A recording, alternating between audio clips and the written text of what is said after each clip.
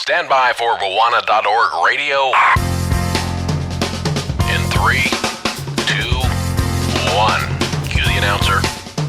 You found Bwana.org radio, your one source for tech news and reviews. Now, almost live from sunny Florida, here's your host, Bwana McCall. Greetings, folks, and welcome to episode 263 of Bwana.org radio. We got a great show lined up for you. 10 stories. 10. I was going through my news, and I'm like, man, it's only been a day since Bwana.org radio 262, but apparently the news went nuts. And I had to cut out some stories that I actually wanted to talk about, but I don't want to go over 10 stories because we'll be here for 45 minutes to an hour. And we try to keep this show a little bit short. This format typically allows for a 20 to 30 to 35 max minute show, so we don't want to keep it too long. I know some people are like, Bwana, we don't care if you talk for 3 hours. I'll still subscribe. I'm like, that's so sweet, that's so nice, but I'm trying to keep the format a little bit lower because the majority of my users want sort of a quick hit type of news feed for Bwana.org radio. But today's news is obviously about Google again. I tried to not overflow it with too much Google. Google's been just dropping bombs for the past 2 weeks, and today we're going to talk a little bit about their new offering that they announced, and as well as some other related stories. We tried to mix it up. We got a little bit of everything in this show today. So thanks everybody for coming by, and stand by for more Bwana.org radio. It's time for Bwana.org radio's tech news for this week. And for our first story, we're going to talk about Android 4.3. Yeah, Android. We talked about this a few stories ago when it debuted with Google's event, where they just dropped a whole bunch of new stuff on us. And that's where we learned about Chromecast and a lot of cool features. Hey, I got my Chromecast today. I got to talk about that in a bit. But Android 4.3 update is slowly rolling out to users worldwide. And Google put a lot of thought into some security features in this update. And I was one of the ones, and I still am, to kind of dismiss this as kind of a minor update. It does bring some welcome new features.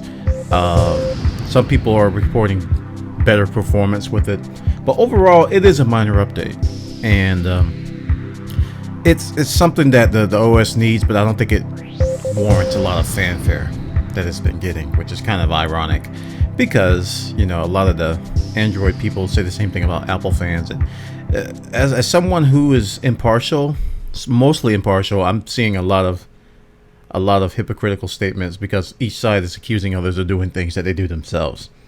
But this particular article that I want to discuss is Android's latest update and problems that this update has been exhibiting with users. Now, I know a majority of you are probably going to reply, hey, Bwana, I updated fine and I didn't have any problems. And that's cool. And that's what this article actually points out towards the end.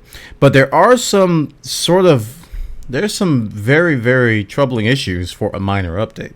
I mean, these are the type of things I would expect with a major update, and this is some of the ones that they're listing. And if you exhibit this, you might want to visit the various Android forums. I don't think there's a central place. I don't think there's a central place where all of these are listed. But one of the more common problems, according to this article, is that a failure to start properly after installing the update, and the handset gets stuck in a booting loop of the Google and X splash screens. And this is one of my fears whenever I flash a phone, and I've done it hundreds of times.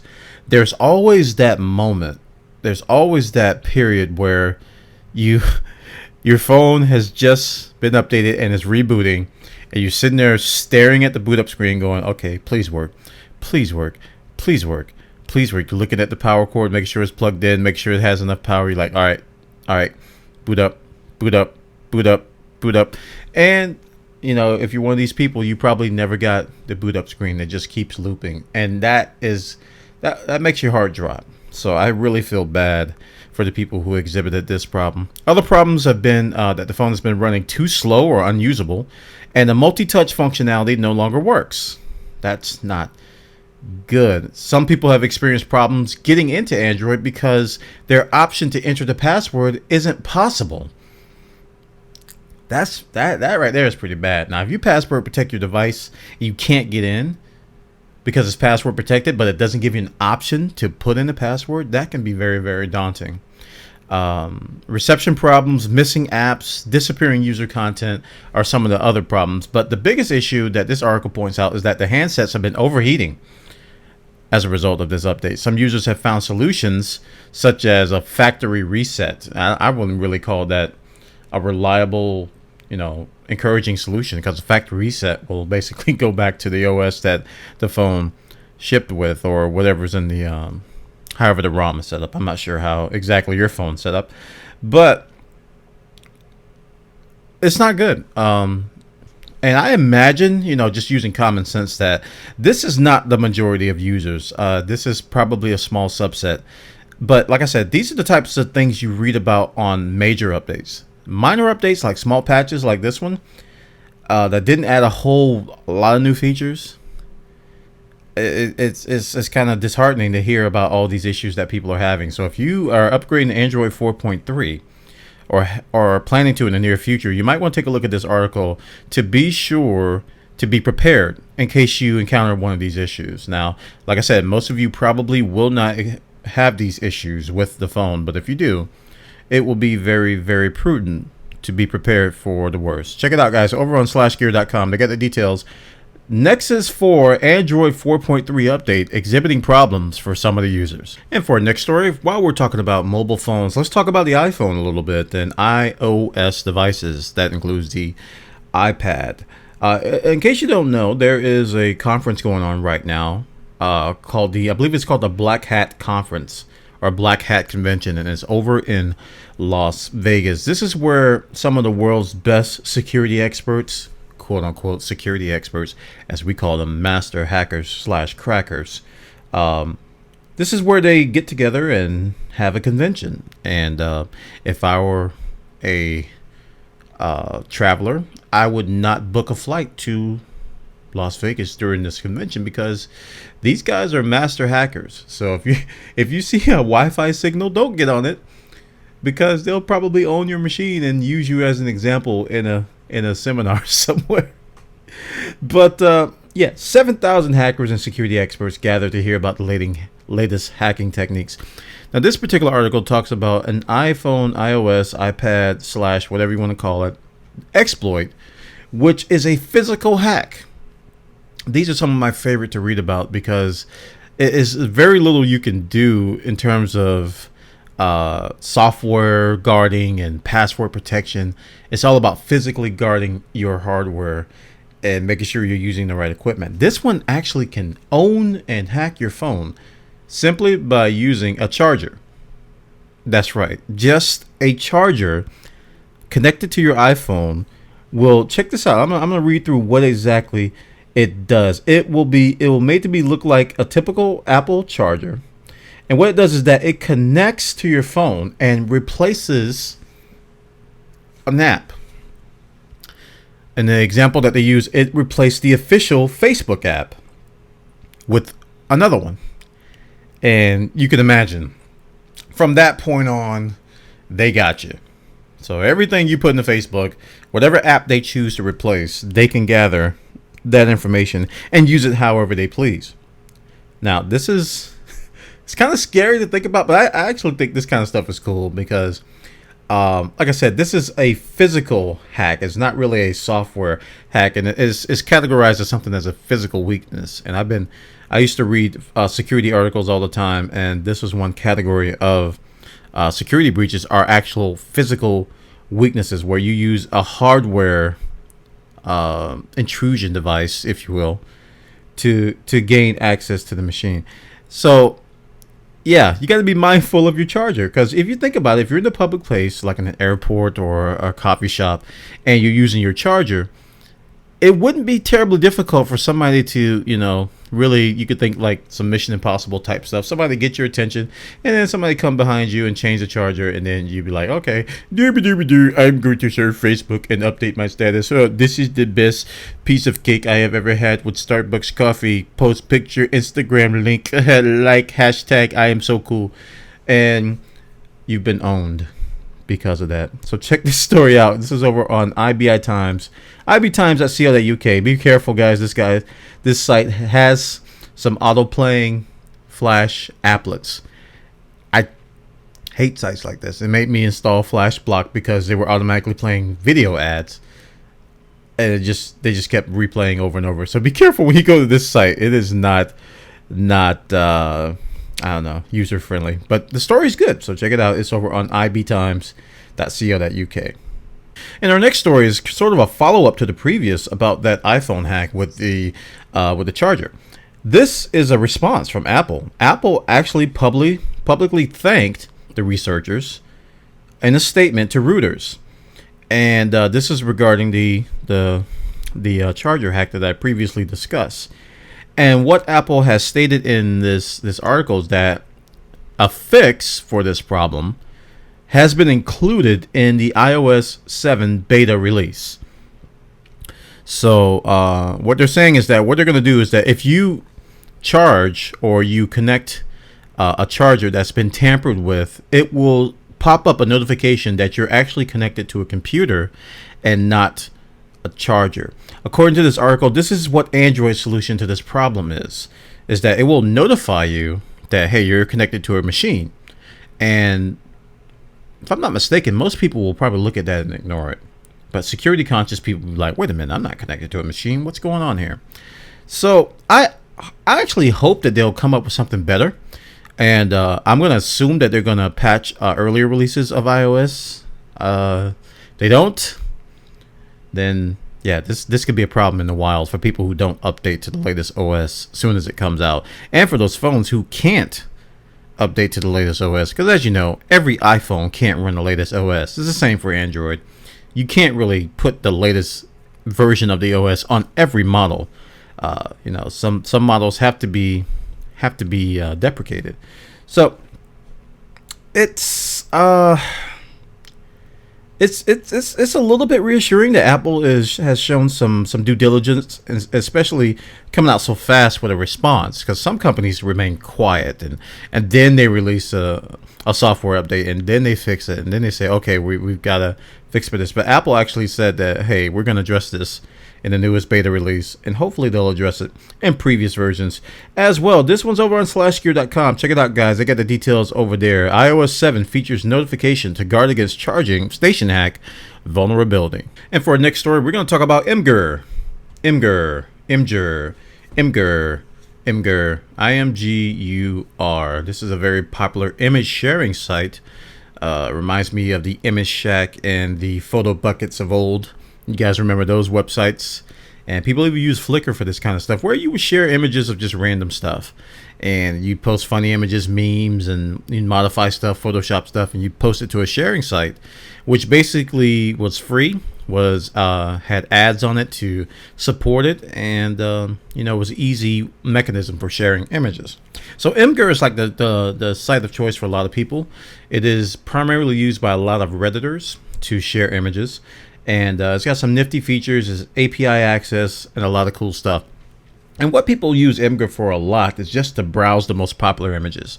And it's kind of like the news site it's like Pinterest for, I don't want to say hardcore users, but it's like Pinterest for people who don't use Pinterest. This is where image sharing gets, this is like the underground memes. This is where some of the more funnier images are found first, and then they're cross-posted to like Tumblr and cross-posted like sites like Pinterest. But Imgur is a great way to pass time, because you browse through these images, you can upvote them, you can comment on them, they're funny. Some are kind of gross, some are kind of not safe for work. People do a good job of labeling such sometimes, so you got to be careful when you go there. The reason why we're talking about Imgur is that Imgur has released an app for iOS. Now, they've already had an app for Android devices, but now there's an Imgur app for iOS, which will allow you to upload, comment, rate images just like the Android version. And it's a good way to pass the time. And the cool thing is that you can share images on by EMS, SMS, and Twitter. And you can also, like I said, browse the most popular images and comment and rate them. So it's a good way to pass the time, especially if you're on a long road trip. You can add this to your list of time wasters and information gathering techniques. I like to surf Reddit on my phone. I like to surf Google Plus, Twitter, and sometimes I watch some Twitch TV streams. But you can add Imgur to the list to browse images and see what's the funniest stuff or what's the interesting images or the new memes that are out there. So if you guys are interested in that, check it out. This is over on Engadget.com. They got the details about the Imgur app arriving to iOS on top of its Android compatriot. Check it out. You're listening to Bawana.org Radio, a potpourri of tech news and reviews. And for our next story, we're going to talk about the announcement that Google dropped on us today. If you don't remember, Google bought Motorola for some odd $1 billion. And a lot of people have been looking forward to what the fruits of this acquisition is going to bring. Well, today it was announced the Moto X. This is a new smartphone coming from the Google Motorola camp. It is called the Moto X, and it features the Moto X8, 4.7-inch 720p AMOLED with customizations. And without going into too much detail, because you can read about it on a billion sites, let's just say that it has decent hardware. And it is probably, for the most part, equivalent to the best Android devices out there today, such as the Galaxy X4, the HTC One, and so on and so forth. Now, some differentiators is that it does have this very, very nice screen, and it also has a fast CPU and a really, really good battery for good reason. They tout that it has a 24-hour battery. It's a 2200 milliampere hour. I think that's what it stands for. My electrical engineering is very, very rusty. 2200 mAh battery, offering up to 24 hours of mixed usage, and that's an important distinction. Mixed usage with your standard suite of 4G radios. Has a 10 megapixel camera on the rear and a 2 megapixel camera on the front facing, which both have 1080p video access. Now, why is this phone so popular amongst bloggers? And it's stirring up a lot of controversy, actually. Number one, the phone has a feature which essentially has it listening all the time. If you recall, when Google Now was very young in its announcement phase, that a lot of the Googlers would say, "Okay, Google, show me the weather for today," and it would pop up the weather. But in our current phones, the current implementation of Google Now, we would have to actually type a button or tap a button to tell the phone to start listening to us. This phone always listens. So all you got to do is be in the phone's vicinity and you say, "Okay, Google Now," and give the phone a command or a context sensitive statement, and it will answer. So this is some Star Trek level stuff. And I'm both impressed and worried at the same time. I'm more worried about the security aspects of this, because it can easily be abused by many parties. And the controversy is whether the cons will outweigh the pros or the pros will outweigh the cons. But that's one of the biggest features of this phone, I think, which differentiates us from the others. Now, there's some customization features that you're going to read about that a lot of bloggers and a lot of tech sites are really dwelling on. Oh, you can customize the color. oh, you can customize it to look like this, or you can put a custom engraving on it and stuff. And that's only for AT&T. So keep in mind, if you're looking at this phone and you're not with AT&T, you might want to ignore what they're talking about with the custom accent colors and all this customization stuff, because that's currently only with AT&T. Other providers are only going to have black and white. All right. Don't get caught up in the color spectrum just because they're really, really touting that, which is, to me, a little bit. I try not to get caught up, and let's talk about something a little bit. I try not to get caught up in the fanboy arguments, but you'll notice that people do this. Like, they'll listen to one advocate of the OS talk about a certain thing and diss something about like Apple, and then you'll hear another different person basically contradict that. And we as humans tend to lump those together. We'll tell that person, oh, first you were talking about this and now you're saying it's okay, and that person never even said that. But from an outside perspective, it's hard to accept this level of enthusiasm for colors, because when Apple did it with iPods, they were made fun of by a lot of people. And Apple offered a ton of color customization options, engravings, a lot of this cool stuff you're reading about that Motorola's doing, and they got criticized for it. So now it's being praised, and I'm not saying the same people are doing the praising that did the criticizing. It's easy to get caught up in that. But to me, colors, I don't care about that stuff. I don't understand what's the big deal about color customization. I have an HTC One, and my wife and I, we found a really good back clip-on case, which comes in about 9 or 10 different colors. So to me, that's more than enough. I have a clear one, actually, because I actually like the gray color. So the color customization is a big thing. I think what people should be focusing on, I think some people are, is this notion that the phone will always be listening to you. And that can be, I mean, just think about the snooping capabilities. And we've learned or relearned, because people were just so ignorant to the fact that the NSA listens to everything you do. I've been saying it for years, and I've been called all kinds of names. But they listen to everything you do. The government does have the capability to tap into your conversation. The government also has the capability to know where you are while you're talking about that conversation. We're going to talk about that in a story in a bit. And laws are being passed. Things are being set in motion to make it easier for them to do that. Now, you may think that, oh man, the NSA thing is making people more vigilant about protecting themselves against their privacy rights. No, it's actually getting easier to do it. It's actually getting a lot easier to do it, and it's happening right under our noses, and we don't know about it.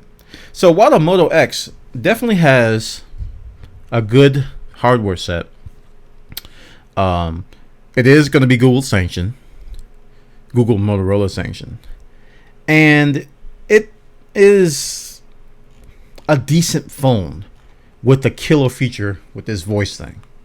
So unless, and this is my recommendation, unless you absolutely have to have this voice feature, I would look at a different phone. I mean, if you're in the market for a new phone, there's the Galaxy S4. I love my HTC One. HTC One Mini's coming out. There's a bunch of great Android phones out there, top tier Android phones now, which do a lot of what this one can do for a fraction of the price. And you'll notice that some of these off-contract prices, I don't think they list them on this article, but it's kind of high.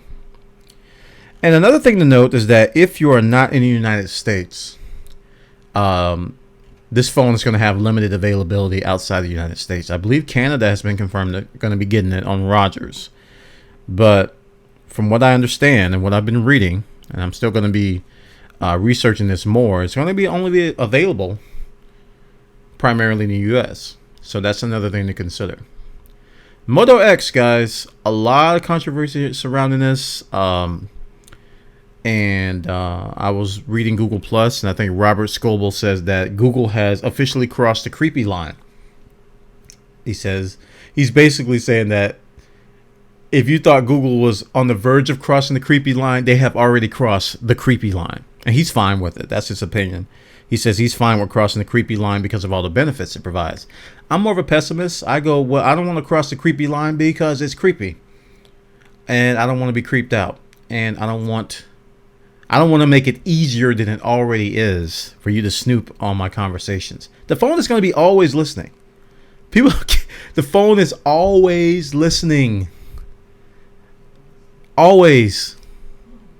This is always, guys. So check it out. This is over on thegadget.com. They got the details about the Moto X. Are you going to get one? I'm safely going to say I don't want one because of that feature. That feature kind of pushed me out of the circle of wanting one. I mean, it looked decent before that, but now I'm just like, no, I'm not getting that. Now, this is the future of Google, though. This is the future of Google. This okay, Google now do this. This is the future. So expect this feature to creep its way on other phones. So if you're an Android advocate and you don't like this always listening thing, you better get used to it because it is coming. And yeah, that's that. It is coming, and we're gonna have to deal with it. We're either gonna make a choice to go to another platform or find a way to disable it, which I'm pretty sure people are going to do. Check it out. Engadget has the details, guys. Lots of details, lots of exciting stuff around this new Motorola phone, Google Motorola phone called the Moto X. And for our next story, we're going to talk about that phone thing again, the Moto X, and how it's always listening.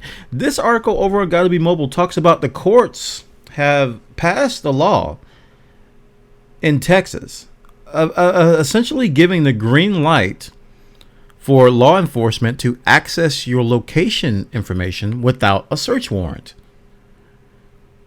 All they need now is a court order, a simple court order, according to this article. Now, if you don't know the differences between the two, between a court order and a search warrant, it's a little bit more difficult to get a search warrant. Court orders are easier to obtain, and they can get your location information based on a court order. So if you think about what I talked about in the previous article about the phone being able to always listen, they're gonna be able to find out where you are and potentially what you're saying.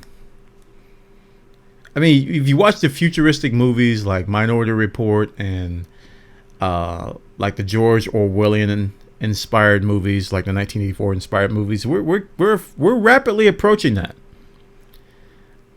I mean, Google Glass is going to be on people's person. They're going to be always wearing these devices. They're going to know where you are, what you're saying at all times.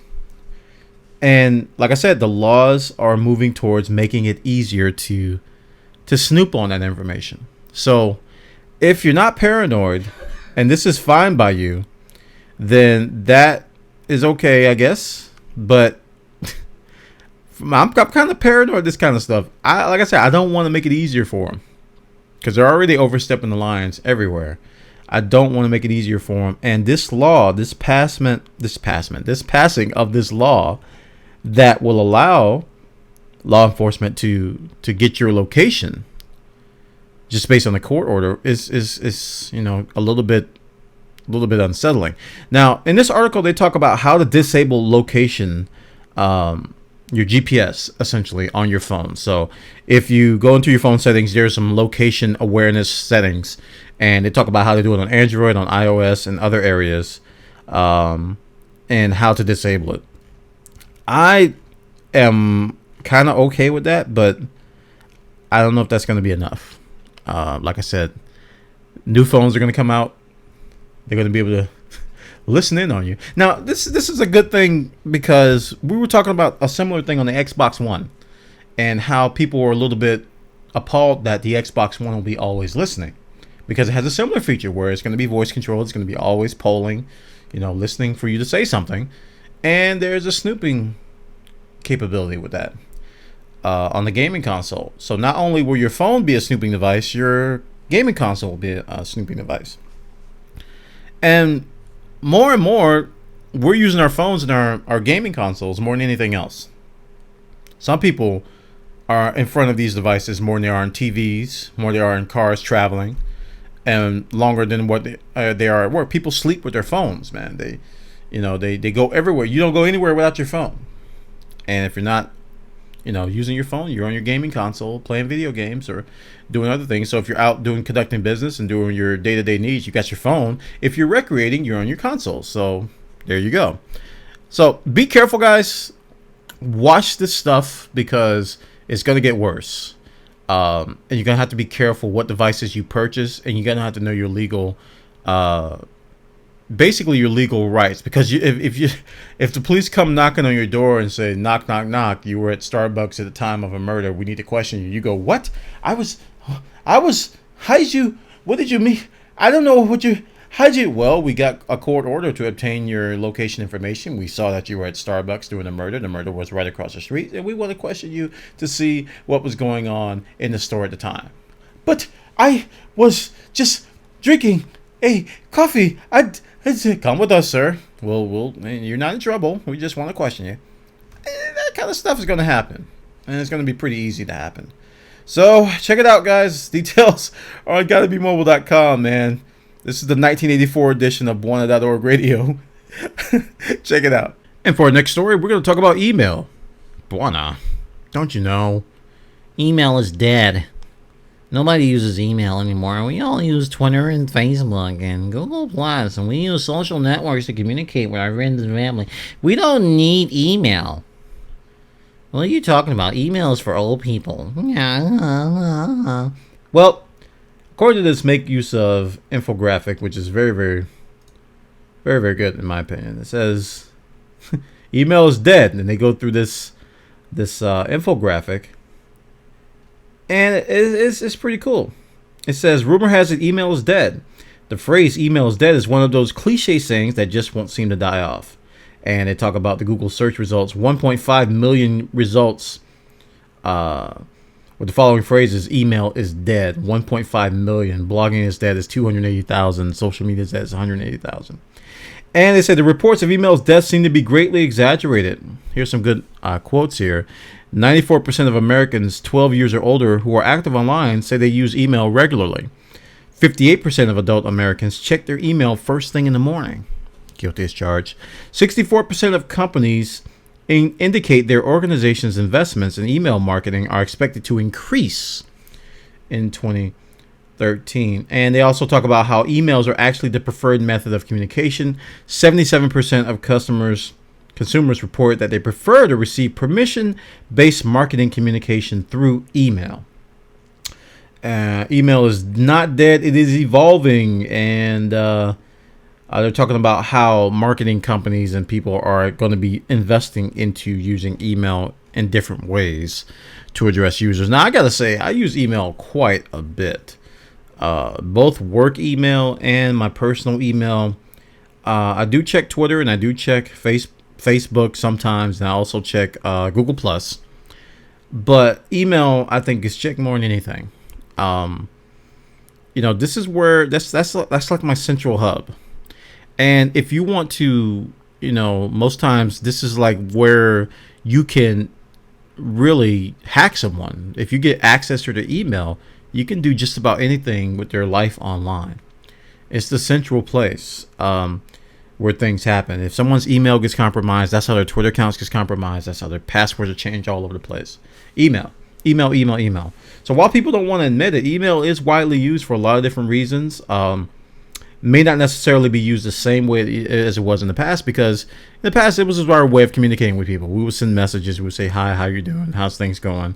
People still use it that way, but some of the more short messaging stuff like SMS and Twitter, these are quick hit methods, and email is generally used as, in the past, as more of a longer message type of deal. And some people want to use email like Twitter, and I don't agree with that. I don't think email should be used like Twitter because it has so many more features and it has to evolve beyond that. The problem is I think the biggest problem is that people receive too much email and they don't know how to filter it. They don't know how to sift out the garbage from the good stuff. And that's where you see companies like Google evolving their email clients with tabs. You see the new Gmail now has like social media and updates and priority tabs so that you can successfully filter out garbage. Spam to me is an issue of the past. I don't get spam. in email. It used to be really, really bad. That's why people used to complain about email. But now I got to give Google credit. Their spam filtering is top notch. I see 1 to 2 spam messages a week, if that. And if I do see it, it's so little, so few of them. I can easily just ignore it. So it doesn't clutter my inbox. And I've learned to use filtering since, I taught Microsoft Office when I was in college. I used to teach about Outlook and its filtering. And ever since then, it's just like filtering is just, it's ingrained in me. And once I get email set up, I got to have filtering of my messages. So email's not dead, guys. Don't let the smooth taste fool you. It is not dead. This is a great article over on makeuseof.com. Check it out. And they got the details new over there. You found Bwana.org Radio. Tech news and tech gadgets for the hardcore geek in all of us.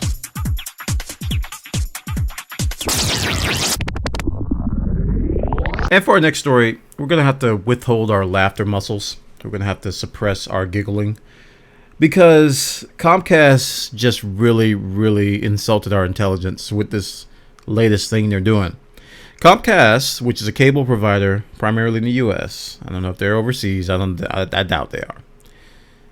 They're testing a new plan for internet. And what they're doing is that they're giving customers the option to receive a $5 discount on your cable bill. Just tell me what you want me to do. Well, what they want you to do is to change your plan to impose a 5 gigabyte limit per month on your account. 5 gigabyte. I won't laugh. 5 gigabytes. And if you don't know, 5 gigabytes is a drop in the bucket. It is very, very easy to go over a 5 gigabyte cap, especially if you watch online videos such as Netflix, Twitch, Hulu, HBO Online, all these different online video sites, even Comcast Online. If you watch these, if you intake media, that's going to take it up in a couple days. I'm not even talking about files and downloading games and visiting websites daily. If you visit websites daily, you'll hit it. I mean, because they're going to have embedded media. And I think it's laughable that they're going to put a $5 discount. That's nothing. A $5 discount on your account if you impose a 5 gigabyte data cap. I'm gonna give them a hearty no on this. Pretty much a healthy niet, because that's just crazy. I can go through 5 gigabytes in less than 5 hours. I'm dead serious. I mean, that's just how much data I use. I can go through 5 gigabytes in less than 5 hours. And again, it's in these bursts and these chunks of things that I watch, and spread out over time. It's probably gonna eclipse 300 to 400 gigabytes a month, easy. They're talking about 5. Talk about underestimating what the customers are doing. It's kind of funny, but this quote, it's funny. Here's a quote. I think it's a fair proposition to say that those who use more should pay more, and those who use less should pay less.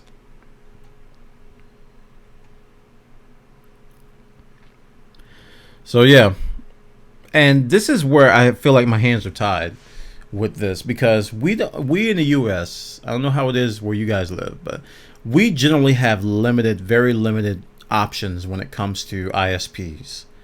There's at the most 2 choices in some people's cases. A lot of times people only have one choice.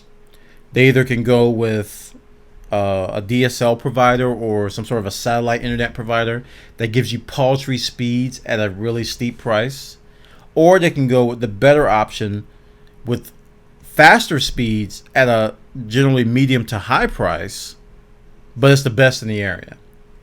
And what people do is they generally bite the bullet and go with the high option and pay more for it. And we overpay.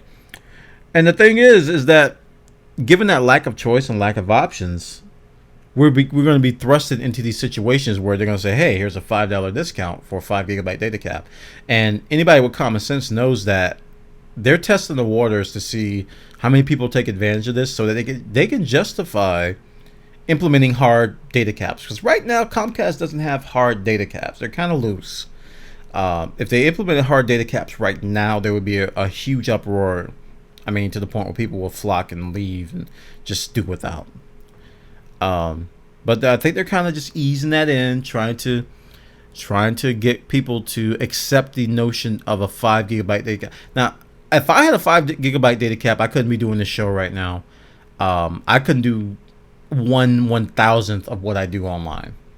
I'd literally be doing nothing, and it's something I don't want to think about.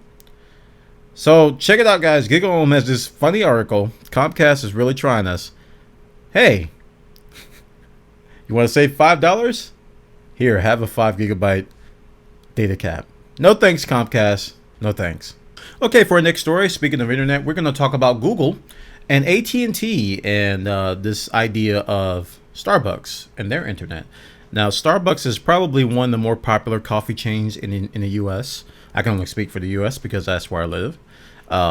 And Google has signed an agreement with not with AT&T, with Starbucks to provide internet access. And what they're going to do is they're going to boost the Wi-Fi speeds to more than what they are right now. Google's going to be partnering with Level 3 Communications to provide better speeds and better internet for Starbucks. And for cities equipped with Google Fiber, Google says that internet speeds in Starbucks coffee should increase as much as 100 times. So if you've ever hung out or did work or use internet in these public Wi-Fi, you probably know that sometimes it can be really, really slow with AT&T especially. I know AT&T had deals with McDonald's, they had deals with Starbucks, and I think some other places. And public Wi-Fi is generally slow, and it's kind of an expectation that a semi-free service, in this case, this kind of came with AT&T. Like if you had an AT&T account, you had Wi-Fi access at Starbucks, so it was kind of like a bonus incentive to go with AT&T. But now Google's going to take over, and it's going to be interesting to see how fast they can increase the speeds over at Starbucks. Now, according to this article, AT&T currently connects each equipped Starbucks with a T1 that gets about 1.5 megabits per second. Yeah, that's not fast enough for me and my wife. We'd saturate that. So you can imagine, you get about 10 or 12 people on the internet with a 1.5 megabit down connection. It'd probably saturate pretty fast. One person watches Netflix, GG, game over. That's it. Nobody else is surfing. Okay. They better have some good quality of service rules in there, because that gets saturated pretty fast. So hopefully Google can increase it. We'll see. Check the story out, guys, over at ibtimes.com. Again, they got the crazy flash ads that automatically play. So if you got flash block, equip it. Check it out. They got the details over there. And for our final story, let's talk about something cool, something good. Netflix. Netflix is a very popular service that has really earned the respect and the hatred of us over the past few years. It's been a lot of ups and downs with Netflix. I mean, they really have done some idiotic things, and people are like, bad Netflix, and then they come back when they revert that stupid stuff. But this is a good thing that Netflix is doing. This article's over on gigaohm.com. Netflix has rolled out a new feature called Profiles. And with each Netflix account, you can now set up multiple profiles. And your brain's probably going, oh, yeah, I see where this is going. Well, yeah, because if you've shared a Netflix account with any family member or anybody you know what's coming up. Those suggestions, what Netflix does is that it will track what you've watched and will offer suggestions on what to not watch next. And if you share an account with anybody, you know that these suggestions usually don't match what you want to watch if it's tracking that previous person's viewing habits. And they have a nice video on here that's embedded and talks about how kids will watch kids shows and adults will watch adult shows, and you don't want Netflix suggesting adult shows to kids and kids shows to adults. So what you're able to do now when you log in, and this is available on iOS, Apple TV, Xbox 360, and PS3 and the web. No mention of Roku. That was my interest. I really want to have Roku access because that's how I use Netflix primarily. But yeah, when you log in, you'll be prompted to either select a profile or to create one on the fly. And it's basically going to ask you who's using Netflix. It's a very similar thing to what we see on consoles. They got separate profiles on consoles for people who use multiple machines and stuff. Like a login and password on Windows. You have your own set of preferences, your own desktop, your own shortcuts, your own programs. So this notion of profiles has made its way to Netflix, and you'll be happy to know that it will separate and segregate all of your viewing habits across those profiles, so that now you will see more targeted suggestions for you. This is great news. This is a very welcome feature, and I think it's probably the best thing I've seen from Netflix in a long time. It's a seemingly small addition, but it's going to offer a much better viewing experience for their customers. And I like that they're putting it across the devices. It's not just going to be on the website. It's going to be across all these popular Netflix devices. I don't see the Nintendo Wii on here. I don't see Roku.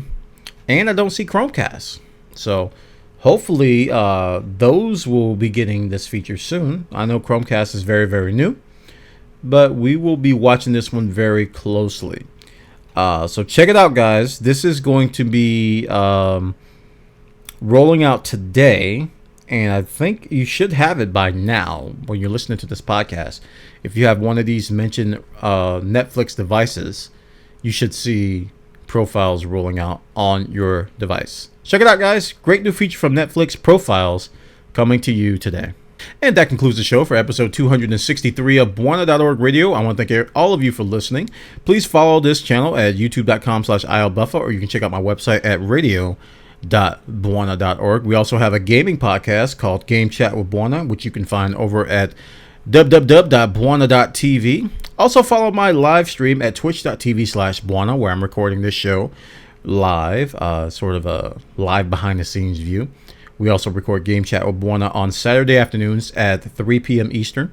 This particular show that I'm recording right now usually takes place after 6 p.m. on Tuesday and Thursdays, where we try to get the podcast posted by Tuesday and Thursday nights. Follow me on Twitter at twitter.com/Buona or at twitter.com/Buona live, which notifies you when I go live on my site, on my live stream. So if you want to watch me play games, record podcasts, get a live interactive view of the Buona world, that's a good place to follow me over there. All right, guys, that concludes episode 263 of Buona.org Radio, and I will see you next time.